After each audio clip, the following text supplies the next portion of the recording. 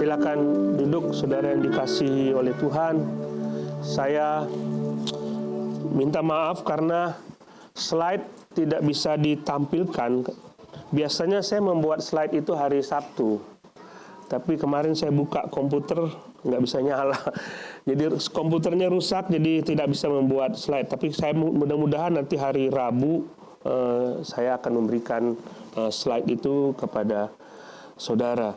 Nah, kita sudah belajar cukup banyak dari Abram. Sungguh luar biasa, orang yang diberkati oleh Tuhan, dipanggil oleh Tuhan.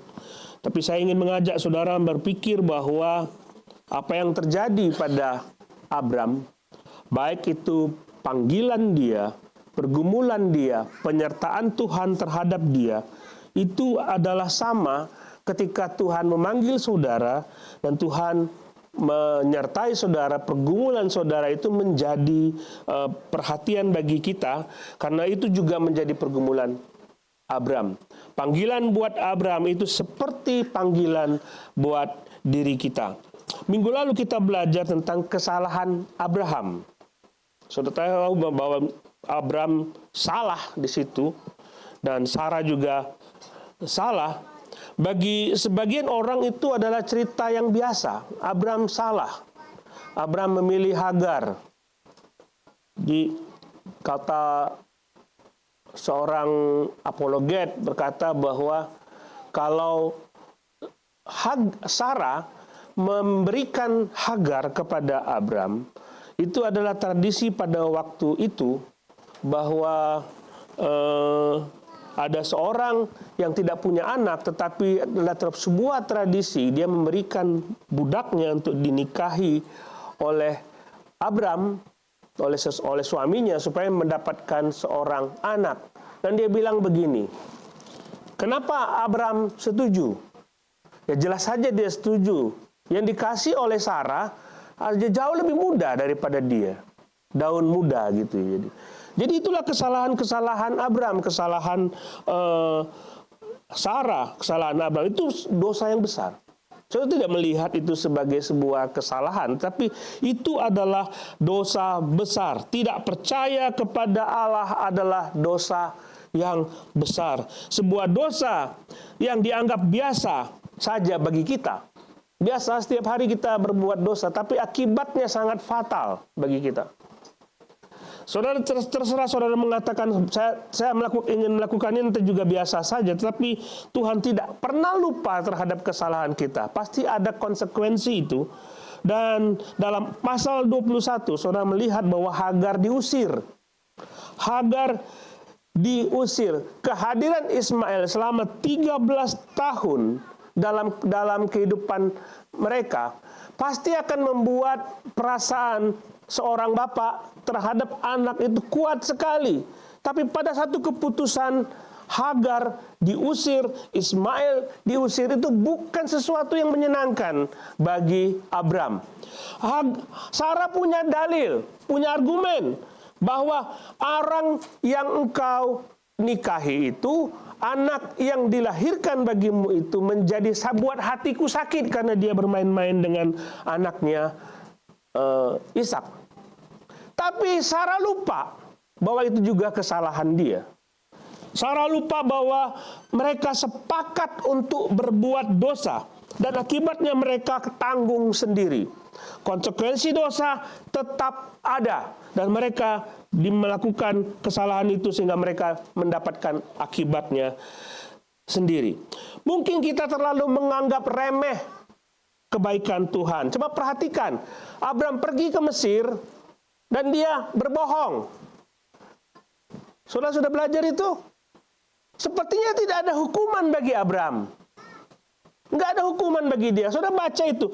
Kok Abram yang bersalah, tapi Raja Firaun yang dihukum?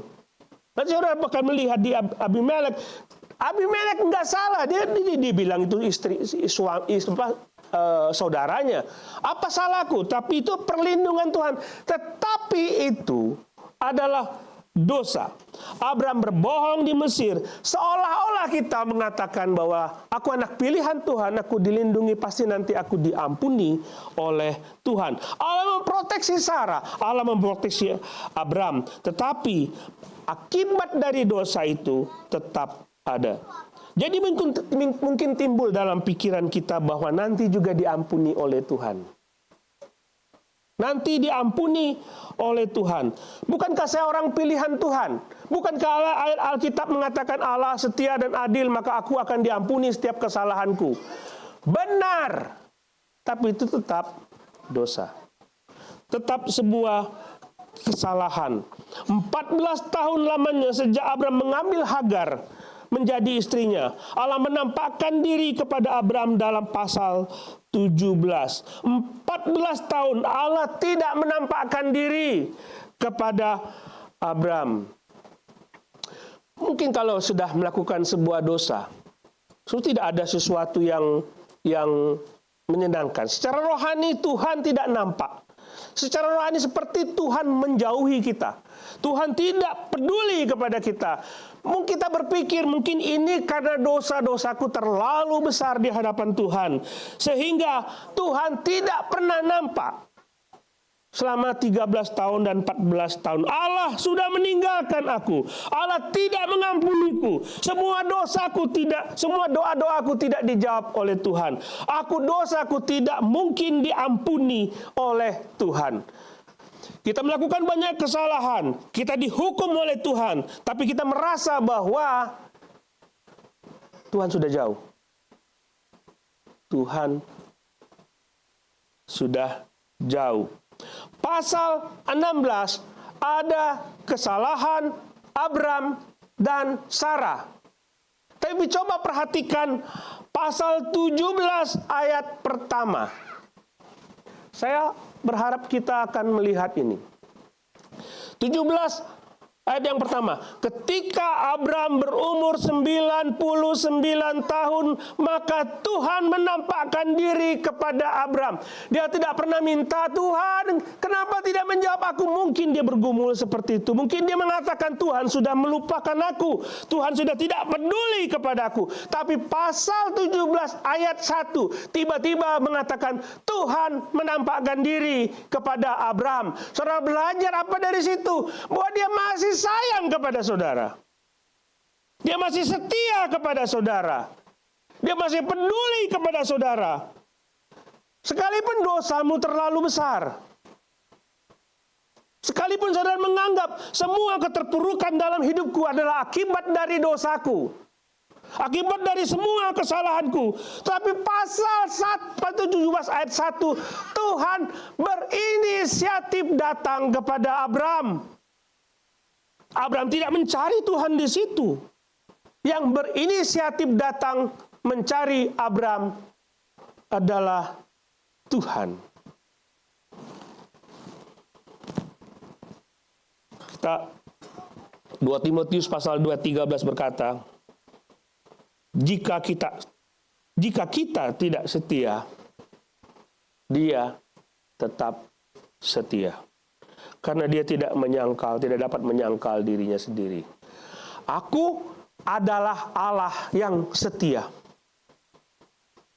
Itu tetap berlaku. Apapun keadaannya, itu tetap berlaku. Aku setia kepadamu, dan aku tidak bisa menyangkal diriku, bahwa aku tetap setia kepadamu, whatever happen. Aku datang kepadamu. Saudara ingat ketika Petrus bersalah menyangkal Tuhan? Dia sangat bersalah. Dia menangis sejadi-jadinya. Tapi Tuhan datang kepada Petrus.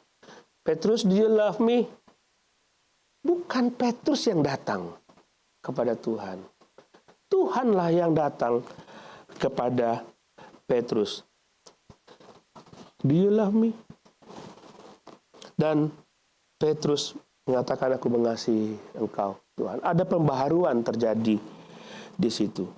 Jadi walaupun selama ini kita mengatakan Dia tidak peduli kepada kita, Mungkin bertahun-tahun saudara merasa bahwa Allah tidak setia kepada saudara. Semua doa saudara tidak dijawab. Bertahun-tahun saudara bergumul dengan itu. Merasa bahwa Tuhan tidak peduli kepada saudara dan tidak pernah hadir. Merasa ada kekosongan, merasa ada sesuatu yang kurang.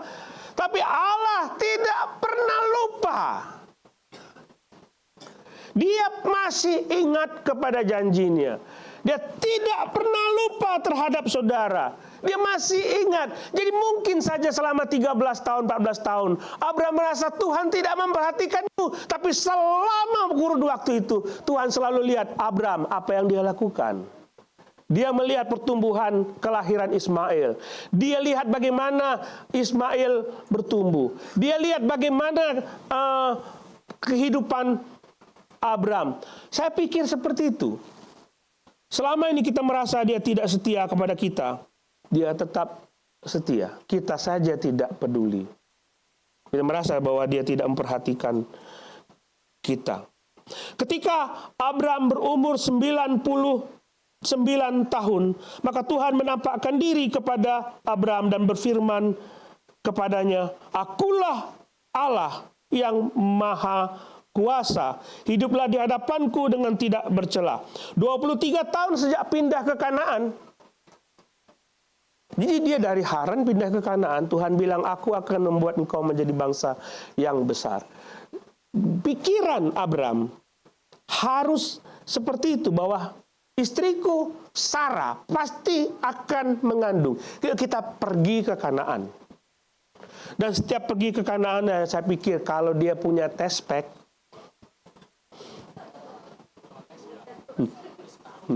Sarah, gimana ini? Coba tes dulu. Garisnya berapa kalau nggak hamil? 1 ya. Saya nggak punya pengalaman kehamilan, jadi nggak tahu menggunakan test pack. Kalau garis 2 itu katanya hamil, gitu ya. Tiap kali diukur 1. Kapan ini istriku hamil? Jadi saya pikir dia beli test pack banyak itu. Udah rugi test pack bertahun-tahun, nggak hamil-hamil tuh istrinya. Jadi dia ingin segera punya anak. Tapi Tuhan belum berkenan. Belum waktunya, kata Tuhan. Dia pengen buru-buru. Tapi Tuhan punya waktunya sendiri. Tuhan punya waktu yang terbaik untuk menepati janjinya. Ini masalah bagi kita. Kita mau buru-buru. Kita berdoa kepada Tuhan. Mana janji Tuhan? Mana janji bahwa Tuhan akan memberkati aku, memulihkan aku? Saudara, kalau saudara dengar khotbah di sana, hari ini juga saudara dipulihkan oleh Tuhan. Katanya. Hari ini juga keluar dari ruangan ini, hidup pun dipulihkan oleh Tuhan. Tapi Tuhan punya waktunya. Ya. Kalau saudara kerja, Anda dapat proyek bertahun-tahun, berdoa ke depan ini, pulang ini, saudara dapat 5 proyek langsung. Amin. Itu kata pendeta. Kalau saudara punya test pack, gunakan test packmu. Keluar tempat ini kira-kira proyekku ada atau enggak. Tuhan punya waktu, saudara. Saudara berdoa, Tuhan punya waktu supaya saudara diberkati oleh Tuhan. Tuhan punya waktu untuk memulihkan keadaan saudara. Tapi begini, pemulihan itu, saudara memulihkan apa? Dosa. Saudara punya dosa. Hari itu juga saudara dipulihkan. Tapi permintaan lain belum tentu. Benar? Saudara hari ini berdosa, saudara minta tolong kepada Tuhan. Tuhan, aku sudah melakukan kesalahan besar. Aku minta ampun. Hari itu juga Tuhan ampuni. Karena saudara mesti menangis kepada Tuhan karena kesalahan itu. Tapi kalau air mata buaya, Tuhan tahu loh. Tahu air mata buaya ya? Buaya itu kadang-kadang di air, bagaimana tahu air matanya. Tapi ya itu, kita kalau nggak tulus minta ampun kepada Tuhan, Tuhan tahu itu. Tapi begitu saudara minta ampun kepada Tuhan, hari itu juga Dia mengampuni saudara. Tetapi persoalan-persoalan lain belum tentu. Belum tentu. Jadi apa kurang orangnya Abram, dipilih oleh Tuhan, hidup satu-satunya orang di Kanaan yang memanggil nama Tuhan, beribadah kepada Tuhan, mendirikan mezbah, tapi 23 tahun dia menanti anak tidak dihadirkan oleh Tuhan. 23 tahun. Dan Tuhan punya waktunya, Abram. Tunggu aja, Abram. Ada Abram di sini ya. Abram, tunggu. Tunggu, ada waktunya Tuhan akan memberkati engkau dengan luar. Ini masalah bagi kita. Kita pengen buru-buru, Tuhan nggak mau buru-buru. Benar kan? Kita mau buru-buru, tapi Tuhan tidak mau buru-buru. Jadi ada dua kemungkinan. Ketika saudara berdoa, minta sesuatu kepada Tuhan. Saudara berdoa di tahun pertama supaya saudara mendapatkan sesuatu.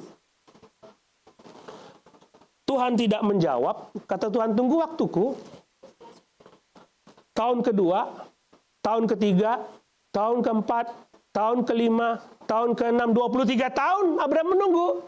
Ada dua kemungkinan. Yang pertama, saudara berhenti berdoa, karena mungkin Tuhan tidak menjawab. Berhenti berdoa. Bukan kehendak Tuhan, saudara pikir begitu. Padahal belum tentu. Ada saatnya nanti aku akan berikan kepadamu. Tapi not now. Please, not now. Saudara berhenti berdoa karena menganggap bahwa Tuhan pasti tidak menjawab. Atau saudara terus berdoa bahwa suatu saat kelak Tuhan akan menjawab doa. Ada dua kemungkinan itu. Kalau saudara mengalami sesuatu dan saudara sedang mendoakan sesuatu supaya saudara dipulihkan, yang mana menjadi pilihan saudara? Berhenti berdoa atau saudara terus berdoa? Suatu saat pasti Tuhan jawab. Sebagaimana waktu Tuhan tidak pernah terlalu cepat dan yang tidak juga terlalu lambat. Dia punya waktunya sendiri. Dia akan hadir tepat pada waktunya. Saat yang seharusnya terjadi akan terjadi. Ada waktunya bagi Tuhan. Pikiran kita yang berdoa, seharusnya pikiran kita bertuju kepada pikiran seperti ini. Aku tahu waktu Tuhan adalah waktu yang terbaik. Jalan Dia, hikmat Dia jauh lebih tinggi daripada hikmatku. Sehingga aku harus menyerahkan semuanya kepada Tuhan, bukan kepada diriku sendiri. Kita tidak punya kuasa apapun supaya doa kita bisa dijawab oleh Tuhan. Nggak bisa. Kita hanya bergantung kepada Dia. Saudara penggemar anggrek? Ada penggemar anggrek? Kalau anggrek kami berbunga, masih kuncup. Tidak sabar untuk melihat dia mekar. Kalau saya tidak sabar, saya akan kupas itu anggrek yang masih kuncup itu untuk melihat bunganya. Tapi itu akan membunuh anggrek itu. Kita nggak sabar. Ada saatnya anggrek itu akan mekar. Jadi tolong taruh posisi kita di hadapan Dia. Kita bukan Tuhan, kita tidak maha kuasa, kita tidak berdaulat. Kita ini cuma anak buah Dia, bukan apa-apa di hadapan Dia.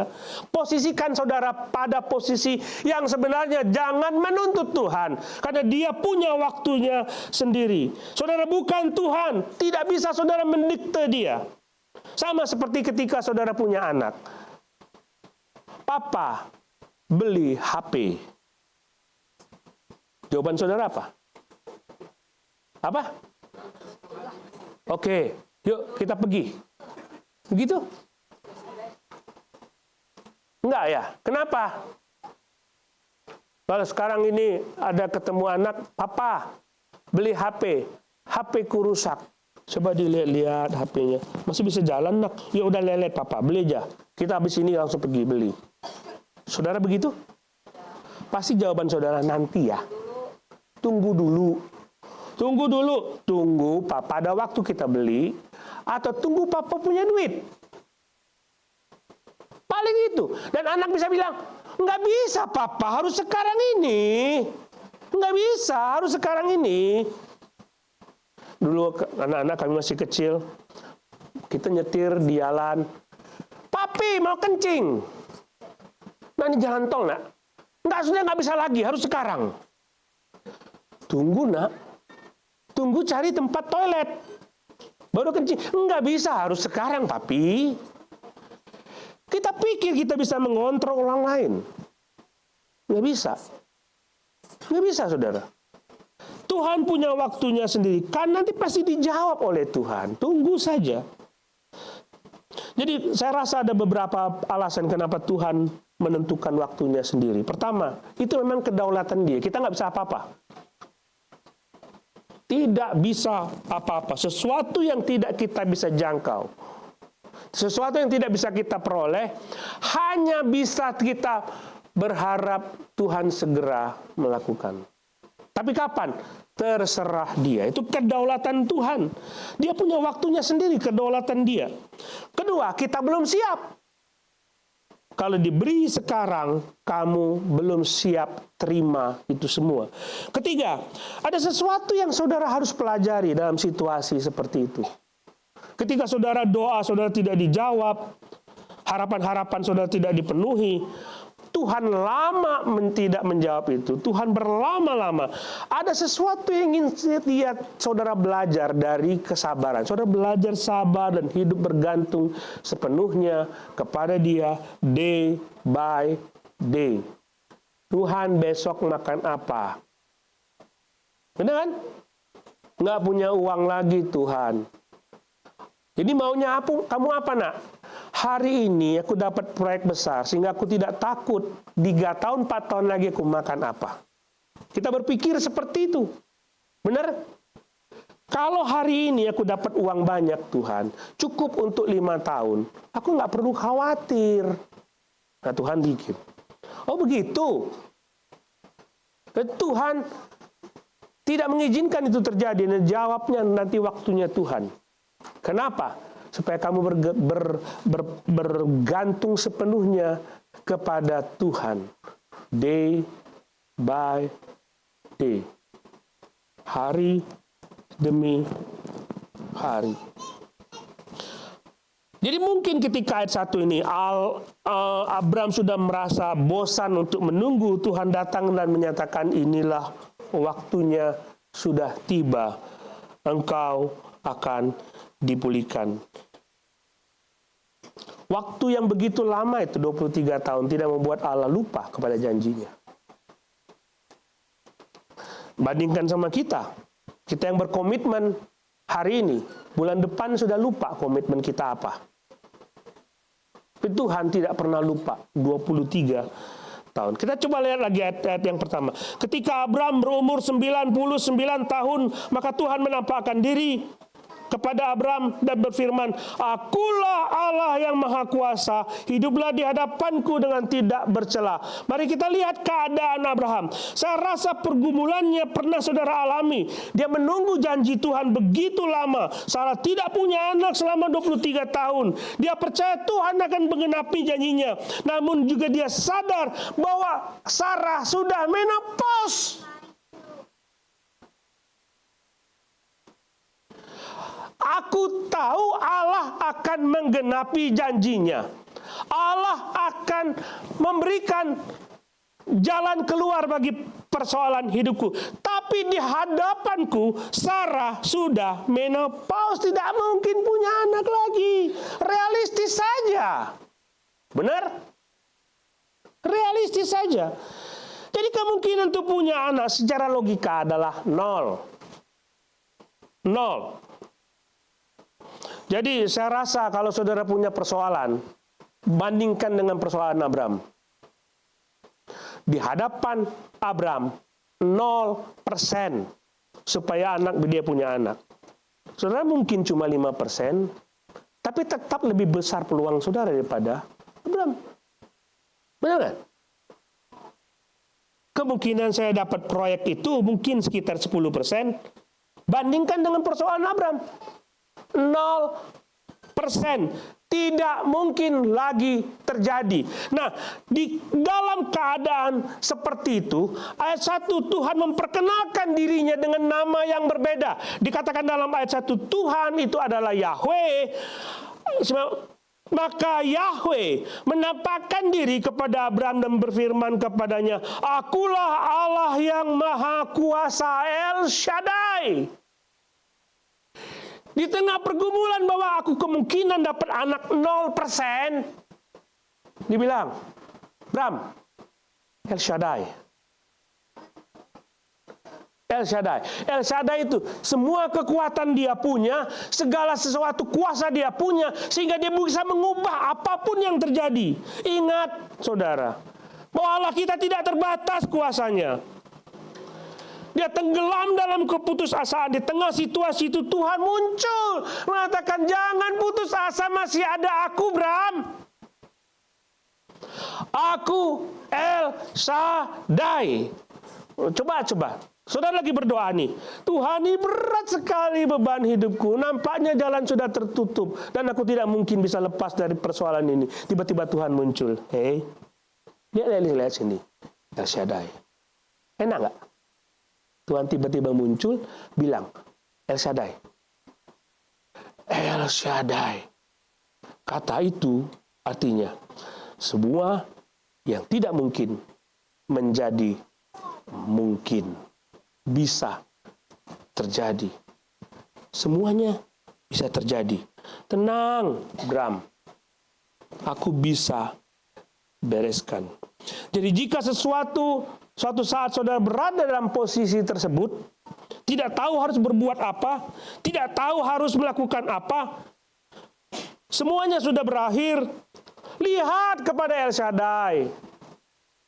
Bagi dia masih banyak jalan keluar, bukan cuma satu. Masih banyak jalan keluar, karena dia berkuasa memutarbalikkan keadaan. Kekalahan menjadi kemenangan. Sungai di gurun pun muncul secara tiba-tiba. Tulang yang kering bisa menyatu kembali, dan daging-daging muncul dari tulang itu. Sesuatu yang mustahil bisa dilakukan oleh manusia, Allah berkenan melakukannya. Saudara, engkau punya Tuhan El Shaddai. Tuhan yang bisa membereskan segala sesuatu. Di tengah kekacauan itu, di tengah ketidakpastian itu, pernyataan ini muncul di hadapan Abraham dan menyejukkan dia. Dia butuh kekuatan dari pribadi yang berkuasa itu. Bagaimana dengan saudara? Apakah saudara butuh kata-kata itu? "Hey man, look at me. I am El Shaddai." Ketika dia muncul di hadapan saudara, dia mengatakan, "Aku adalah Allah yang Maha Kuasa." Tidak perlu lagi saudara takut. Hari ini dia menampakkan diri kepada saudara dan mengatakan, "Aku berkuasa." Atau saudara cukup puas dengan keadaan saudara. Jadi si Abraham datang kepada Tuhan mengatakan, "Biarlah Ismail saja Tuhan. Aku udah cukup puas dengan dia, tidak perlu." Atau saudara mengatakan, "Do whatever you want to do, Lord. Lakukan apa yang harus kau lakukan supaya aku diberkati oleh Tuhan sesuai dengan caramu." Atau saudara puas saja, "Udahlah, aku udah puas begini." Padahal Tuhan belum selesai dengan saudara. Dia El Shaddai. Tunggu waktu dia. Segitu. Ketika waktunya terjadi, waktunya sampai, dia akan lakukan sesuai dengan kuasa dia. Saudara akan dipulihkan. Nah, sekarang persoalan semua apa? Nggak ada pekerjaan, belum dapat jodoh. Nah ya, anak-anak muda ya, kapan jodoh ya? Saya pergumulan saya dulu begitu. Udah umur segini, kalau nggak dapat gitu. Jodoh juga gitu. Apa pekerjaan juga begitu. Kalau aku nggak dapat kerjaan, kapan waktunya? Tuhan akan memberikan yang terbaik buat saudara. Sabar saja. Saya diberikan ilustrasi begini. Ada orang berjalan-jalan di padang gurun dan tidak ada air. Coba dengar cerita itu ya. Ketika dia ketemu dengan air, aku minum saja air itu, padahal air itu kotor. karena dia pikir tidak akan ada air lagi. Setelah dia minum air itu dengan kenyang, dia jalan lagi. Tidak jauh 50 meter dari tempat air itu ada air yang bening. Mungkin saudara nggak sabar. Tapi ketika saudara sabar dan menunggu waktunya Tuhan, dia bisa sediakan air yang bening untuk saudara minum. Coba perhatikan. Karena itu, namamu bukan lagi Abram. Ayat 5 ya. Karena itu, namamu bukan lagi Abram, melainkan Abraham. Karena engkau telah kutetapkan menjadi bapa sejumlah besar bangsa. Ini cukup aneh. Aku telah menetapkan. Telah, anak satu pun belum punya, tapi Tuhan bilang, kamu bapak banyak bangsa saat ini. Dari kacamata Tuhan, itu sudah terjadi. Dia sudah melihat ke depan begitu banyaknya anak Abram. Dia sudah melihat. Kamu aja nggak melihat itu, Bram. Tapi aku melihat bahwa pemulihanmu terjadi. Kau akan dibesarkan, kau akan dimuliakan pada saatnya tiba. Engkau nggak sabar saja. Engkau tidak melihat itu, tapi aku sudah melihat. Saya suka cerita. Dulu waktu masih kecil, saya suka nonton Pawai 17 Agustus. Yang saya lihat itu adalah mobil-mobil yang dihiasi yang ada di depan saya. Saya tidak tahu mobil yang ada di sana. Karena saya hanya berdiri di sini. Tapi Allah melihat dari atas. Dia sudah tahu mobil mana saja yang akan lewat dan bentuknya seperti apa. Dia sudah tahu rancangan terbaik. Saudara lihat itu beberapa minggu lalu. Dia punya rancangan yang terbaik dalam hidupmu. Saudara tahu itu? Sabar saja. Dia sudah melihat yang terbaik buat saudara. Dia sudah lihat itu. Hanya saudara tidak melihat. Tapi percayalah. Dia mengatakan, aku telah, bagi Allah itu sudah terjadi. Bagi dia itu sudah terjadi. Kita lihat ayat 1 lagi. Cuma 1 ayat ya. Minggu depan ayat 2 ya. Ketika Abram berumur 99 tahun, maka Tuhan menampakkan diri kepada Abram dan berfirman kepadanya, Akulah Allah yang Maha Kuasa, hiduplah di hadapanku dengan tidak bercela. Aku memulihkan, aku berkuasa, waktumu akan tiba, dan aku berkuasa memulihkan keadaanmu. Tapi dalam ayat ini, bagian terakhir, dia mengatakan, hiduplah di hadapanku dengan tidak bercela. Ketika Tuhan menampakkan diri itu begitu baik, dia ingat kepada janjinya, dia selalu setia. Dan walaupun kita tidak setia, dia pasti ada tuntutan bagi kita. Ia berkata, hiduplah di hadapanku dengan tidak bercela. Tuntutan untuk hidup tidak bercela bukan supaya kita dapat berkat Tuhan. Kita sudah dapat berkat Tuhan, tapi konsekuensinya, responnya adalah kita harus setia kepada Dia yang setia. Respon kurang ajar kalau Dia setia kepada kita, kita tidak setia kepada Dia. Benar? Setuju? Kalau istrimu setia kepadamu, kamu tidak setia kepada istrimu. Kurang ajar nggak? Nah, iya, itu yang istri. Ya kan? Kalau suamimu setia kepadamu, kamu nggak setia kepada suami, kurang ajar nggak? Mana laki-laki suaranya? Enggak ya? Jangan terjadilah Pak. Gitu ya. Respon yang wajar.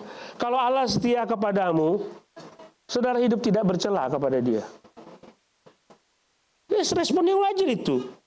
Tuntutan itu bukan supaya saudara dapat sesuatu, tapi saudara sudah dapat sesuatu. Ketika saudara percaya kepada Tuhan Yesus dan Dia mengatakan kau sudah kuselamatkan, hiduplah sesuai dengan keselamatan itu. Jangan jauh. Kalau Allah menyelamatkan kau dan kau merasa bahwa kau menerima surga sebagai jaminan yang kekal menjadi milikmu, jadi hiduplah sesuai dengan itu. Nggak jauh dari situ. Ya kan? Ya, setia menepati janjinya. Dalam perjanjian baru dituntut, Petrus mengatakan dalam 1 Petrus 1 ayat 16, kuduslah kamu, sebab aku kudus. Berlebihankah itu? Nggak bisa kudus, Pak. Tapi ini perintah. Ini perintah yang tidak bisa kita tawar. Abraham ditegur karena ia menjadi contoh yang tidak baik. Dia orang pilihan Tuhan, dipanggil oleh Tuhan. Seharusnya menjadi contoh yang baik. Tapi di Mesir dia menjadi contoh yang tidak baik. Siapakah Allahnya Abraham? Kata si Firaun. Oh, Allahnya hebat. Tapi ketika dia melihat contoh Abraham, enggak hebat-hebat juga ya. Kelakuanmu sama seperti kelakuanku. Ia tahu usul Sarah itu untuk mengambil Hagar sebagai istrinya adalah keliru. Nggak bisa, Sarah. Tuhan bilang dari kamu. Tapi dia tetap lakukan juga. Dia tidak menjadi contoh yang baik bagi istrinya. Dia harus mengatakan kepada istrinya, Sarah, tidak, jangan. Baiklah kita setia kepada Tuhan. Tapi dia tidak setia kepada Tuhan. Sama-sama setuju dengan usul Sarah. Bukannya dia memperbaiki Sarah, bukannya dia memperbaiki Firaun, tapi dia menjadi contoh yang buruk buat Firaun, menjadi contoh yang buruk buat istrinya. Bukannya menjadi agen transformasi, tapi menyetujui perbuatan orang di luar. Tahu apa visi kita? Halo? Moto visi kita apa? Transforming the world. Orang di sekitar kita harus berubah menjadi serupa dengan Kristus. Tiap hari serupa dengan Kristus. Tetapi saudara menjadi contoh yang tidak baik. Menyetujui perbuatan, bahkan mendorong orang lain melakukan sesuatu yang bercela.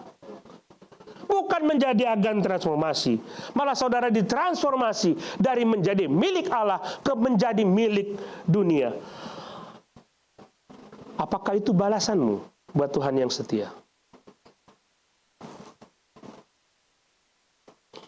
Allah begitu baik dan setia. Hendaklah kita membalas kesetiaan Allah dengan kesetiaan kita. Kita tidak menjadi contoh yang buruk bagi orang lain. Kita menjadi contoh yang baik. Itulah sebabnya Allah mengatakan, Bram, kamu lihat perbuatan-perbuatanmu. Menjadi contoh yang tidak baik bagi Firaun. Menjadi contoh yang tidak baik bagi istrimu. Mulai saat ini, hiduplah tanpa celah. Mulai saat ini dan seterusnya, hiduplah tanpa celah. Begini saudara, nggak ada orang tanpa dosa. Saudara harus tahu itu. Tidak ada orang yang tidak berdosa. Tapi jangan sekali-kali saudara sengaja dan mencoba untuk melakukan sebuah dosa dan mempermainkan Tuhan. Hiduplah tanpa celah di hadapan Allah. Titik. Tidak ada kata tetapi. Itu tuntutan yang terbaik yang Tuhan bisa berikan kepada Abraham. Belajar banyak. Abraham belajar banyak. Di tengah keberdosaan itu, dia lihat Allah masih menerima dirinya. Di tengah dia yang berdosa itu, dia merasa Allah tidak akan mengampuni dia. Tapi Allah datang menunjukkan diri kepadanya. Akulah Allah yang Maha Kuasa. Dia bukan cuma mengampuni Abraham, tapi dia datang dengan memenuhi janji kepada Abraham. Luar biasa, saudara. Dia datang dengan memberikan penghiburan kepada Abraham. Saudara harus mencontoh Allahmu. Ada sifat-sifat Allah yang sudah lihat dalam Kejadian pasal 17 ini. Dia Allah yang tidak dibatasi oleh waktu. Dia Allah yang setia. Dia Allah yang tidak bercela.